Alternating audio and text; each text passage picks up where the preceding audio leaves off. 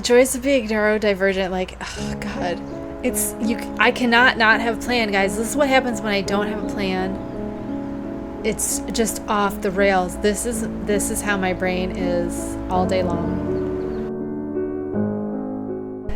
Hi everybody, welcome to the show.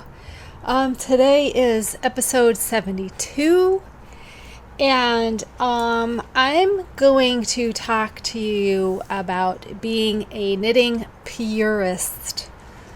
And we're going to talk about what that means and how to stop doing it, okay? I have whips for you. I have finished items, a finished object. I have squishy mail and not so squishy mail. And I have a project that we are not going to do at all. So what do I have to update you? Dr. had his surgery, had his tumor removed. It's been sent off. We haven't heard anything yet. So I'll give you an update next week. Hopefully everything's okay. The neighbor's dogs are back out again. And almost got hit yesterday, actually.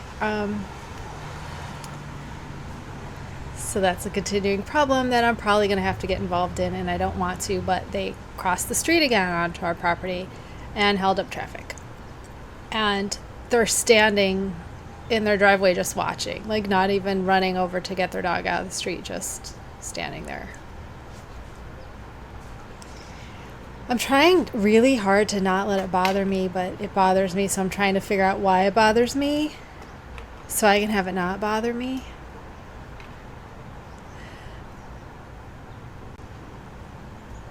Cat.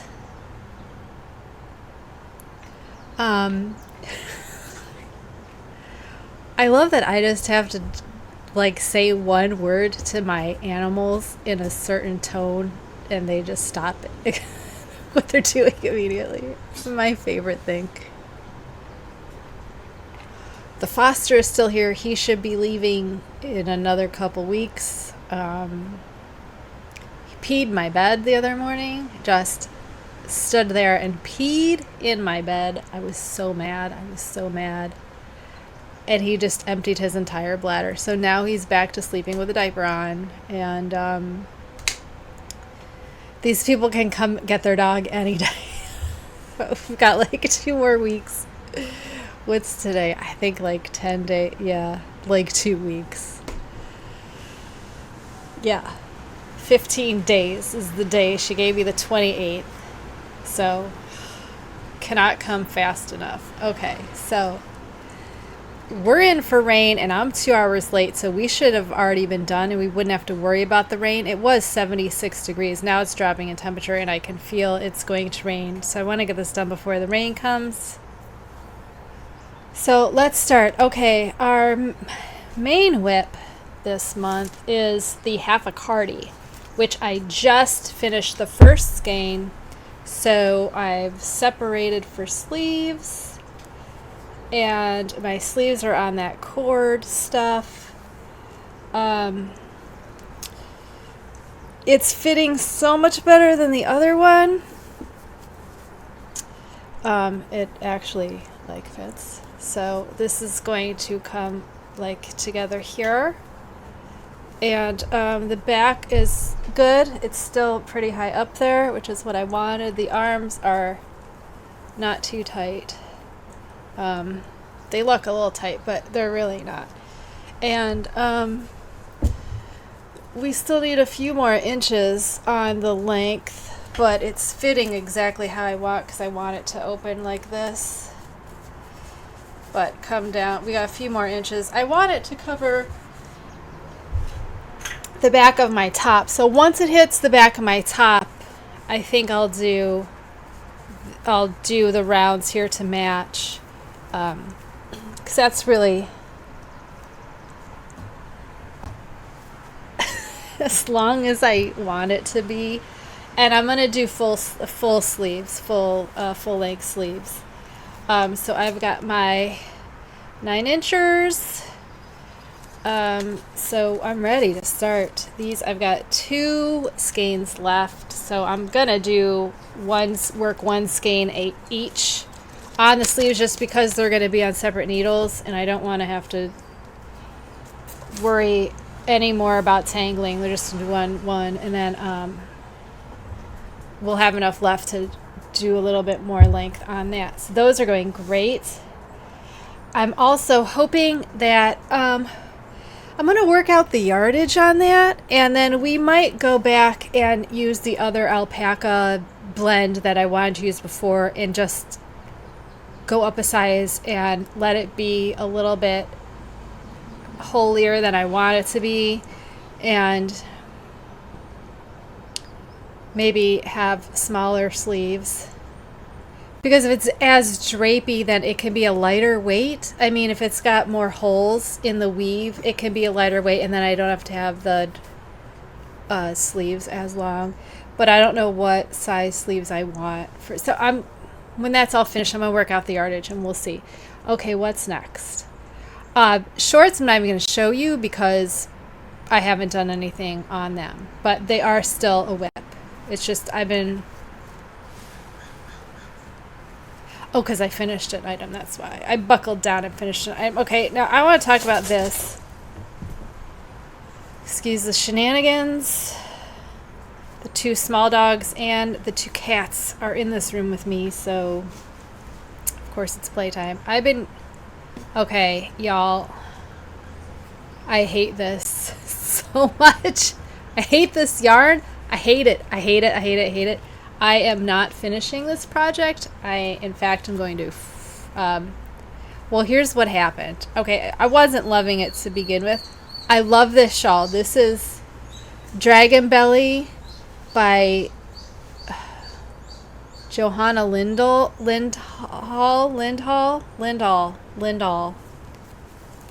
I love the pattern. It's so easy. It is a 2-row repeat, and you have this really cool textured edge. Can you see? It's really, really cool, and it is a triangle. You know how I love seeing a triangle right away. I love this. I see these ridges. I love it. I love it. I love it. Hate this yarn. Absolutely hate this yarn. I don't think I've ever hated a yarn as much as I hate this yarn. So here's what happened. I was working away at this and I was fine, and then the kitten, not my cat, the kitten came and had, I don't even know how much of this was down her throat, into her belly. I'm not even kidding you. Like, I had it away. It wasn't in a bag, but it was up away. And she's not the one that goes for yarn. She's never gone for yarn before. Tormy is the one that he goes for wool, the smellier wool. That's what he wants. She has never gone for anything before. So it was down her throat. Like, I just saw this trail of yarn, and I'm like, I thought it was caught on the dog's foot, and then I got it off of his foot and it was still caught somewhere, and then the cat was there, and I'm like, do you have this? And she looks over and it's hanging out of the side of her mouth, and I'm like, oh my god. So I pulled it. It was like the magicians with the handkerchiefs. They just keep going. So I had all of this, and then it was gross. So I soaked it with some soap, some like Dawn liquid, dishwashing soap, and let it dry the next day. And it just has this giant knot in it. So I took it, cut everything to where it wasn't gross, and then I reattached, just like you do when you change colors. No big deal.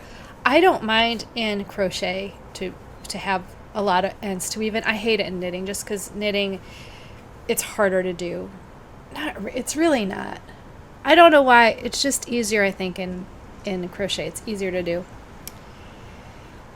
So anyway, after that, I've been having trouble, and I frogged 8 rows, but I'm having trouble with these being this, because there's 4 ply, right? But they're not spun, so it's just 4 strands together. And I'm having trouble working them at the same consistency. So like I'm getting, like I had 2 strands that were like this.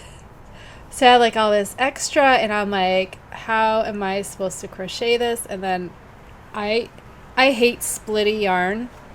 So I have 3 more wheels in different colors. I don't know what I'm going to do with them. Maybe I'll give them away because I hate this yarn so much, and I don't like the thought of working on this fills me with dread. And I don't work that way anymore. If I'm not having a good time, I just stop. I just stop. I really don't have any. I used to be like, no, I'm going to trudge along. And I think I would like the project when it was finished. But I know I would like it much better in wool. So I'm thinking, oh, we'll probably just do that in some wool, because I really do like the actual pattern. I really like it's an easy 2-row repeat, very easy to memorize. So you just go.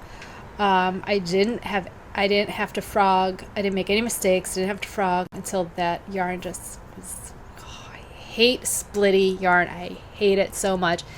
And I hadn't even made it to the first color change, and I was like, just the thought of continuing was too much for me. I'm like, no. So, goodbye. So, I'll probably put those at a D stash. I'm mad that I'm wondering if she hadn't eaten it, like if she hadn't, ruined it at that point, I probably would have kept going. I really probably would have kept going, because even after I frogged the 8 rows I did to redo, because I know I held it taut and did all that, because it was like 8 rows later that it was a problem, and I couldn't figure out, and I'm like, I'm not even going to, no, because cotton is not forgiving in that way, and I didn't want to have, I just kept thinking, this project is, if it gets snagged on anything, that's it. Like, that's it. And I just would rather not. So no thanks. No thank you. So, okay, yeah, those are our whips. So I'm going to start, I'll show you this. I frogged the first Bonjour we made with the Halo bundle. And I did this, I got out my Stanwood, my bigger Stanwood ball winder, because I have the small plastic one, and then I have the bigger one. I don't know how much it holds. I got it a long time ago and I've never used it before. And so it gives like a smaller gain, but it's big, like, because my husband helped me, because it was a pain to frog. And I tried to split them, and then I just ended up weaving them both together, or winding them up together, just because I don't care. I really don't care. So now I'm worried that it's going to split like that split, but this is less yardage, so it probably won't bother me as much. So yeah, I'm going to start this too, because we have like the Cardi's almost done, and that's really just in the round now, just sleeves, which is easy. I think I'm going this, because that one has short sleeves, so I think I'm going to make some sort of sleeve. I'm thinking of making a straight sleeve and then cinching it in, so it's kind of balloony, but I haven't decided yet. I'm going to see how I feel. But anyway, I recaked this, and the cake is so differently shaped, like even on the inside you probably can't see, but it goes way in there, like up in there. It's not at all like the little one. So anyway, I left it on my table because I had 2 little ones, because sometimes I do stuff like this where I have to just separate them, and then I was like, this one works so much better. I'm just going to use it. It's quieter, and it's just made with more metal, so it feels sturdier, and I like it better. So this we're going to do probably after I finish the Cardi, which won't take long now. I'm going to do the sleeves first, and then we'll finish the body. Okay, so what I finished, I finished the Bonjour in the original pattern. I have woven in ends. I have not cut off the end. Here's my end. This is literally what we had left because I weighed it. So that was what we had left. This is Cascade 220 Superwash Merino. And I had it with the modified Bonjour I made out of stuff I dyed with Dharma. And the Cascade Black, which you know I love Cascade Black. It's black. It's a good black. This one, however, is a bluish black. It's bluey. It's bluish, cool toned black. They're both.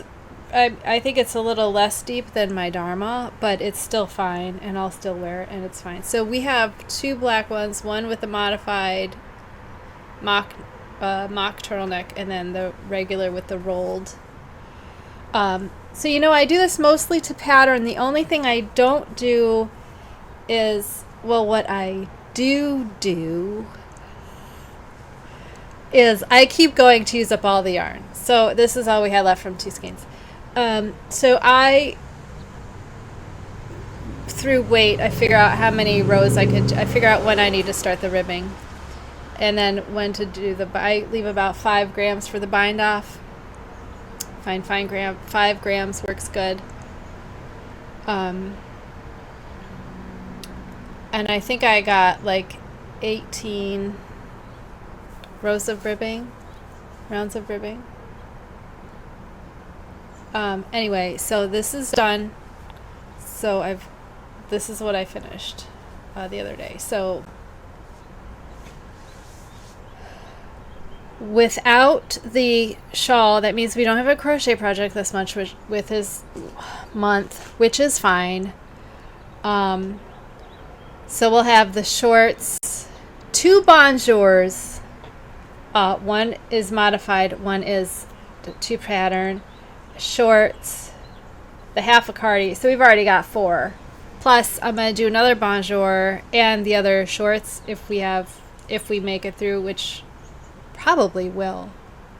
The shorts, I'm at the short rows.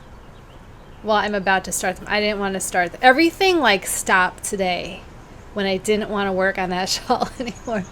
Like the Half-a-Cardi's at the sleeves. I didn't want to start the sleeves, like be in the middle of starting sleeves and have to do the show. And then I didn't want to be in the middle of short rows on the shorts to start the show either. So no, that's not right. It looks like a tow truck. Anyway, let's keep going. Yeah, I'm like, the long guys are already here. So squishy mail. Looks like it's gonna rain any second. Okay. Squishy mail, guys. There is a dyer that I follow on Instagram, and her name is the Wicked Knittah, and she is from Maine, which the Wicked Knittah it just cracks me up because if you don't know, which how would you know? Because I don't think I've ever told you. I was born outside of Boston, and I have a lot of family still there. And my grandmother, who passed like a decade ago, my whole entire family has a very, very thick Boston accent, and that is how I talk to myself in my head, is with my Boston accent. It's very, very, if I'm hearing it, I can't help but speak it. And when I'm speaking, a lot of times I'm hesitant and squirrel. A lot of that is because I am changing the words in my head.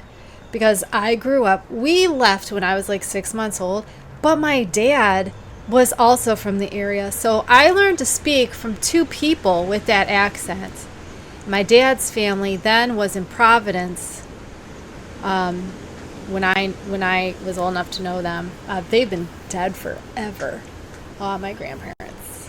I have no grandparents left. I have some aunts and uncles, but I don't talk to literally anybody. I don't talk to any. I talk to my sister, my brother. That's the only people I talk to in my family. And my nephews, obviously. Those are my sister's kids. Um, so anyway, the Wicked Knittah Smart Pack. Anyway, it makes me so angry because when we moved here, I was in first grade. No, it was when we lived in Cincinnati. And I was in kindergarten. And the teacher would make me enunciate words differently. Like, she destroyed my accent and made me feel so ashamed for how I was speaking. And it really irritates me to this day because I still talk to myself in the accent. That's how if I'm reading to myself, that's how I read to that is my internal dialogue, is all of that. So when I have to talk, it's a lot of times I'm halting because my brain reprogrammed itself to get rid of that before. You think it would be gone by now, but it's not. The Wicked Knittah, that's what we're talking about. She is from Maine, which is not in Massachusetts. However, it is part of what we call New England, and they all pretty much sound the same. Anyway, that's a very long way to get to why I follow her, obviously, odd, because she has beautiful colorways. Not quite my style, if you can tell, but this one is called Morning Dew. And while it's not morning, like how I spell morning, but it is the other morning. What is that, a homonym? Is that a homonym? When they sound the same, but they have different meanings and different I don't remember. Anyway, Morning Dew. And I was like, I have to have this. And then she has another one called Dewdrop. So I had to have it too. And I thought, wouldn't these look gorgeous? As I'm not sure yet. I'm thinking either a spring top or a shawl. And I got it in the zebra colorway, which is 80% superwash merino and 20% nylon, zebra sock, fingering weight, 2-ply, 437 yards, 100 grams. I feel like this needed a little bit more purple in it, but there's a little purple at the top, and I love it. I love these two. I think they're going to look gorgeous together.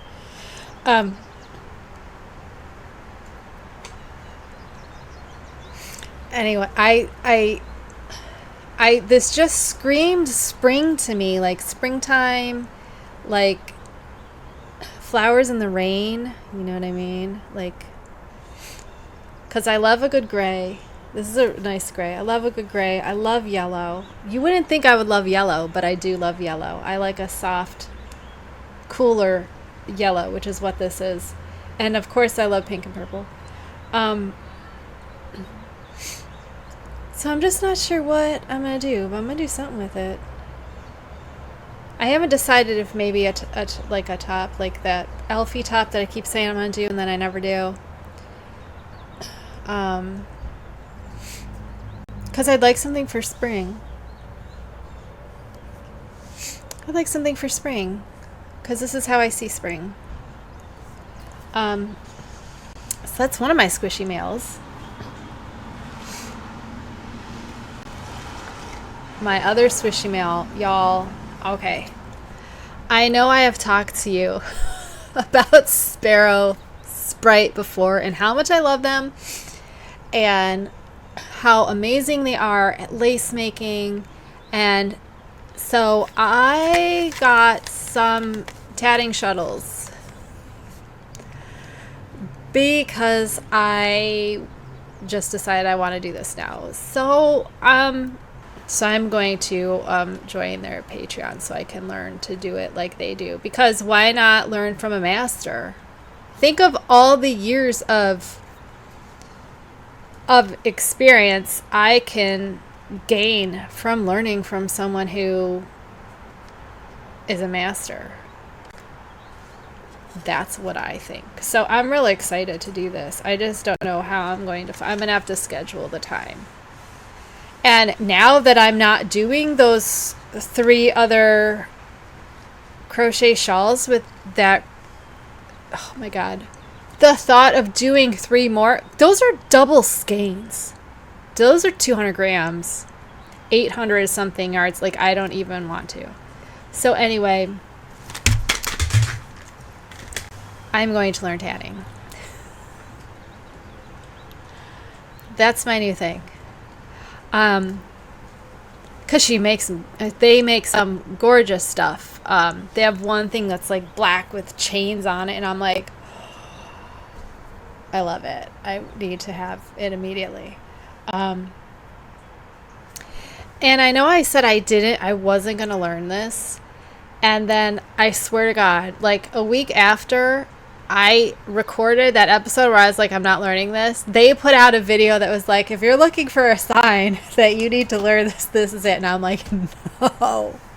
So I'm giving up. I'm giving in. I'm going to learn how to tat. I think it will, but I'm really looking forward to doing some necklaces, some earrings,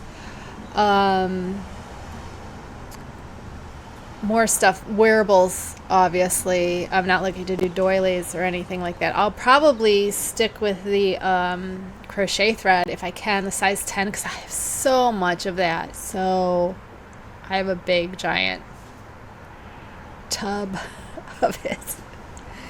That I really can't do anymore because of the crochet motion. I can't do anything that's tight crochet wise anymore. I just can't. I feel like this is the worst show I've ever done, but I'm sure I've had worse shows than this. I feel like I'm rushing because I can tell it's going to rain. So I'm trying to get everything done. Okay, so the topic today is, I saw a person in one of my knitting groups. I swear, the things I could talk about that come out of my knitting groups was someone was posted, they are a knitting purist, and I'm using quotes, purist, because they only work with straight needles. As though knitting with circulars to knit flat objects was like an abomination. Like, it felt so, I guess, puritanical is the word. And everyone seemed to pile on and go, oh, I know. And I'm like, first of all, as a disabled person, that pisses me off to such a great extent. When you're like, there is only one true way to do this, and that's the way it's been done for millions of years. Like, okay, then you're not allowed to use any commercially spun yarn. If you're such a purist, you have to make your own yarn. You have to raise your own sheep, okay? Raise your own sheep. Spin all of your yarn on a drop spindle made of like bone or wood, right? Hand carved. If you're such a purist, I'm so tired of this like gatekeeping. It's so classist, it's racist, it's so many ists. I can't even, it just irritates me. The ableism, of course, gets to me. Being disabled, it gets my goat. So I was so angry about this.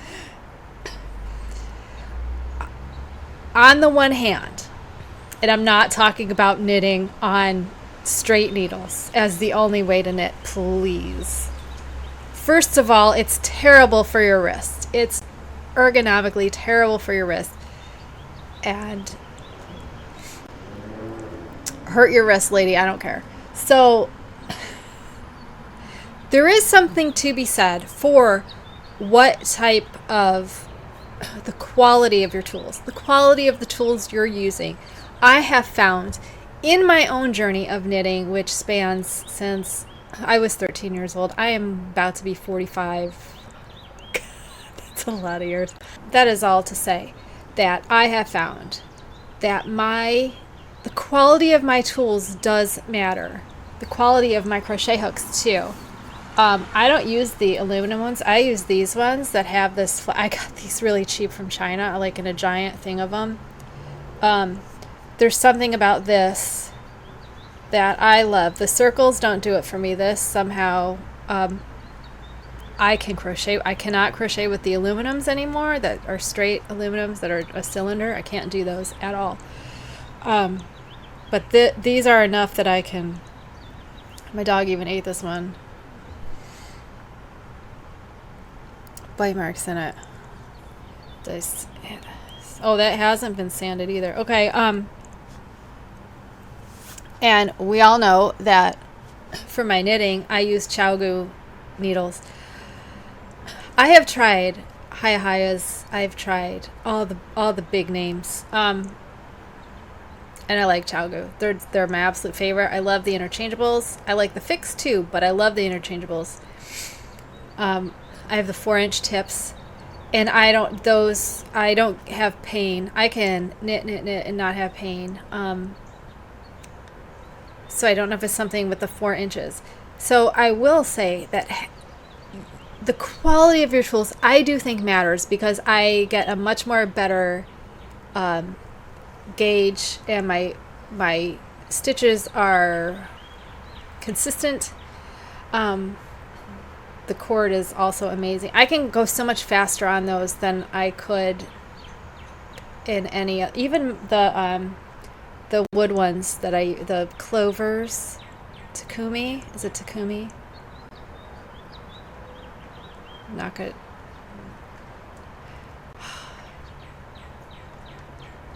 I feel like I'm saying the thing from Die Hard, from the Die Hard movie. Anyway.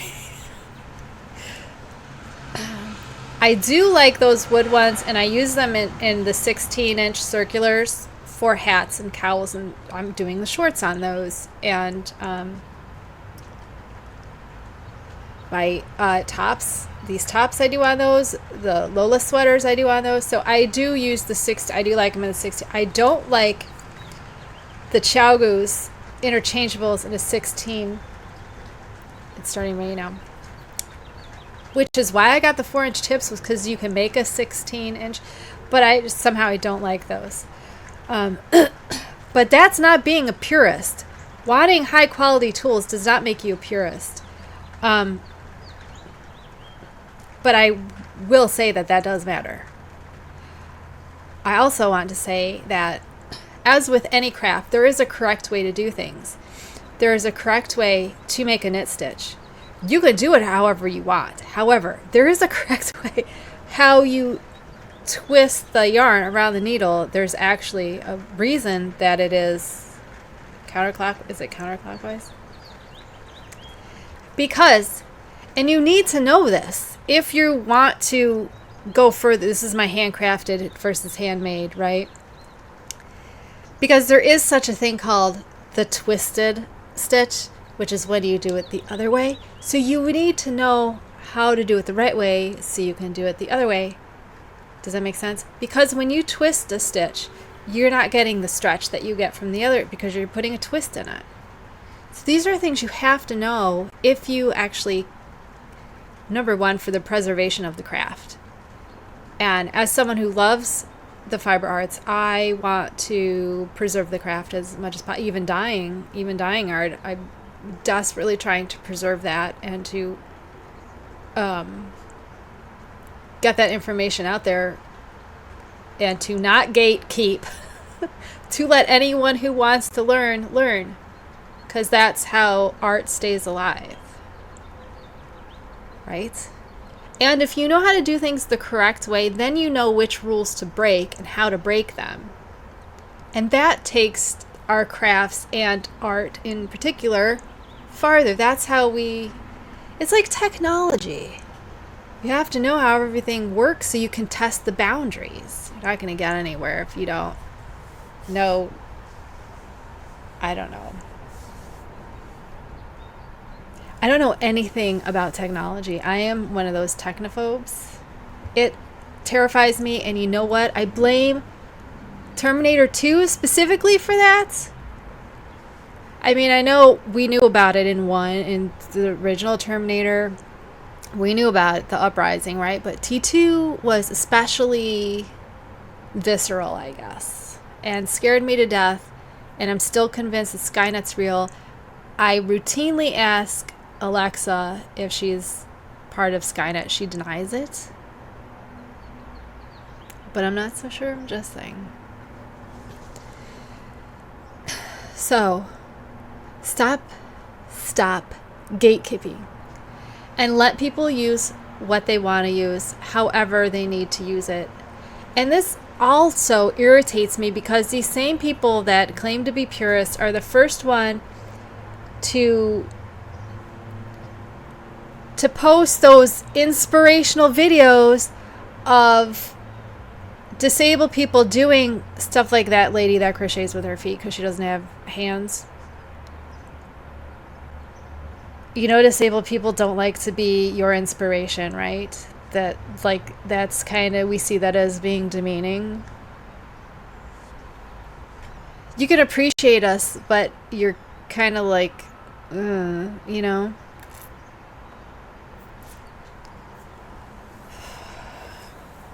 Because you're not seeing us as people. So anyway, America has this need of everyone conforming to the same thing, and it's so irritating. It's so irritating. It's so irritating.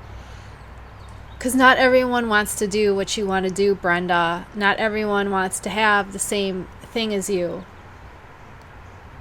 I think I'm like particularly irritated by that because I've been a black sheep my whole life. Like, I am a black sheep of my family. I can't do anything the way anybody else does it. I like literally can't. Like, the way you do it is stupid and it takes too long. And there's easier and better ways to do things, and I get so irritated when people hold us back from, like, dude, seriously, we should have lunar vacations already. Oh my god, this episode is off the rails. Like, remember? Okay. You remember Back to the Future, right? He's got his hoverboard, right? Where's my hoverboard? I'm going to be too old to use it by the time we get them. Seriously. I'm going to be too old to have one. I'm gonna, like, break a hip or something. Like, I was hey! The dogs are out. What a surprise. Don't. I'm just saying, I was promised a hoverboard, flying cars. You can't even see DeLoreans anymore. This is bullshit.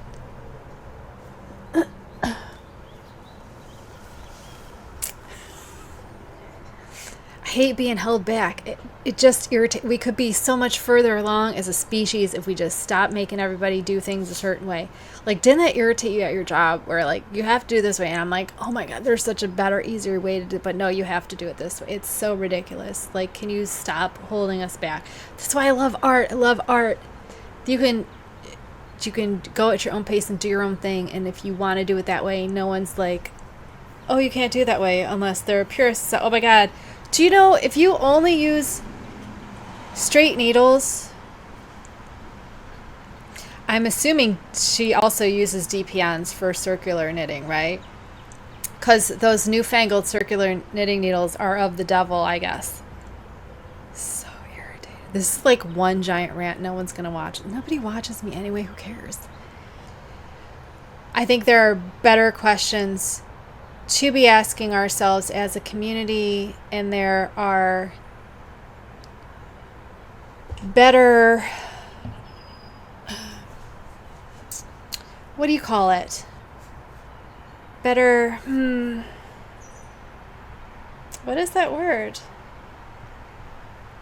Better examples we can be setting than saying there's only this one way to do it and this one tool to use. Like, can you imagine? We'd still be using whale oil, for God's sake. We would have no electricity. You would not be able to see this right now. Aren't you glad? Anyway, I'm so tired of conformity. Like I can't even say it. I can't even.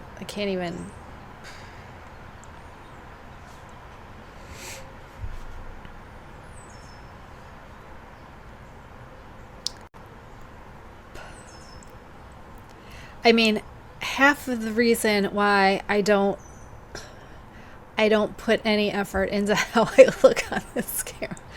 I got no makeup on. I don't do my hair. This is how I look all the time. I don't do what everybody else. I don't think I could do what everybody else does. I don't think I have it in me. And so to say that I shouldn't be able to participate and other people like me shouldn't be able to participate is a really bad stance to have in a community that's still fighting to be inclusive. I don't know where I came up with the name Brenda. I think I usually say Deborah, and Brenda kind of sounds like Deborah, right? I like to use the word Karen because Karen, oh my God, that you guys pick the name Karen. That's my mother's name. So I love it. I love it. Oh my God, did you see Jeffrey Marsh came over and took over my body there for a second.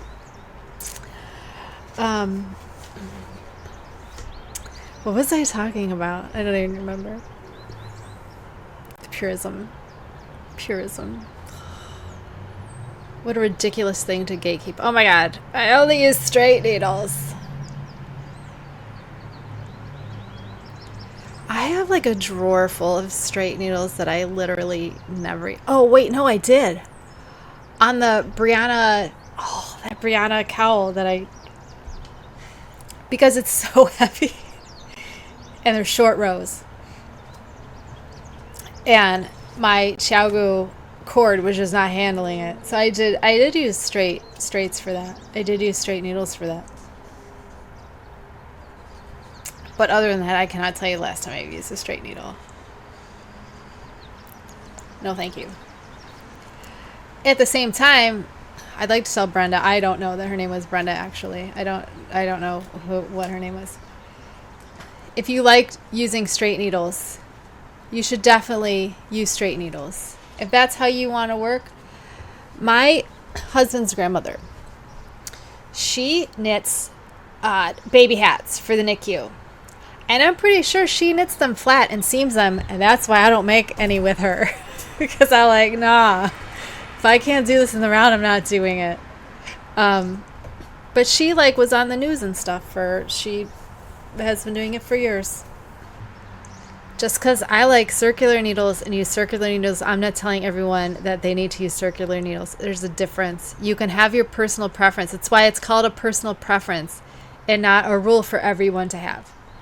So, whatever works best for you is best for you, and that's what you should do. And that is the message that we should be giving to our inclusive community, okay?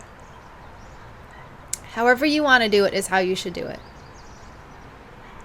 But that doesn't... Oh my God.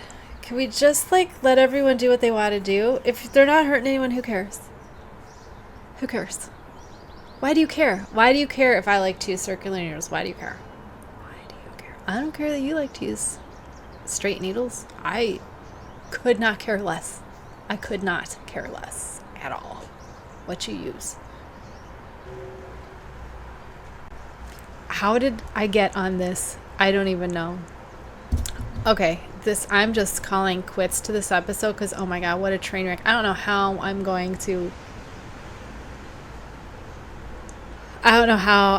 to salvage anything in this episode. Oh, the joys of being neurodivergent. Like, oh God, I cannot not have a plan, guys. This is what happens when I don't have a plan. It's just off the rails. This is how my brain is all day long. All day long. I don't know how I get anything. This is why I need this. This is why I need something telling me what to do every day. This is why I need this, because otherwise... I swear to God. Anyway, if you have a suggestion for next week, I am all ears. I'd love to hear it. So take care of yourselves. I'll see you next week. Goodbye.